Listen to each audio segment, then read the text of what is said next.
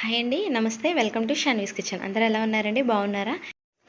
ఈరోజు సింపుల్గా దొండకాయ టమాటా పచ్చడి ఎలా చేయాలో తెలుసుకుందాం. ముందుగా స్టవ్ వెలిగించుకుని బాండీ పట్టుకుని 3 స్పూన్ల ఆయిల్ వేసుకోవాలి.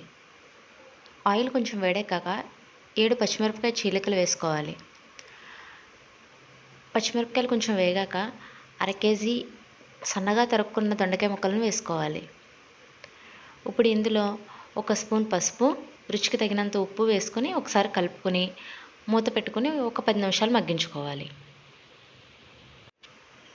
మీడియం ఫ్లేమ్లో 10 నిమిషాలు మగ్గిన తర్వాత ఇదిగోండి దొండకాయలు ఈ విధంగా అవుతాయి. ఇప్పుడు ఇందులో 3 మీడియం సైజు ముక్కలుగా కట్ చేసుకున్న టమాటా ముక్కలను వేసుకొని ఒకసారి కలుపుకొని కొంచెం చింతపండు వేసుకొని టమాటా ముక్కలు ఉడికేంత వరకు మగ్గించుకోవాలి.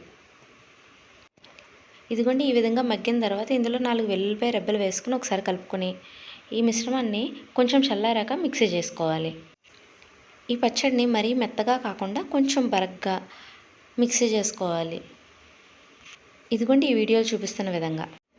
ఇప్పుడు స్టవ్ మీద ప్యాన్ పెట్టుకుని 1 స్పూన్ ఆయిల్ వేసుకుని 4 వెల్లుల్లి రెబ్బలు, 2 ఎండుమిరపకాయలు,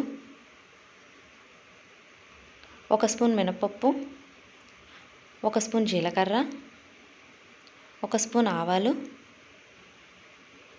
కొంచెం కరివేపాకు వేసుకుని తాలింపు పెట్టుకోవాలి. మనం ముందుగా గ్రైండ్ చేసుకున్న పచ్చడిలోకి తాలింపుని ట్రాన్స్ఫర్ చేసుకోవాలి. అంతేనండి, ఎంతో రుచికరమైన సింపుల్గా చేసుకున్న దొండకాయ పచ్చడి రెడీ అయిపోయింది.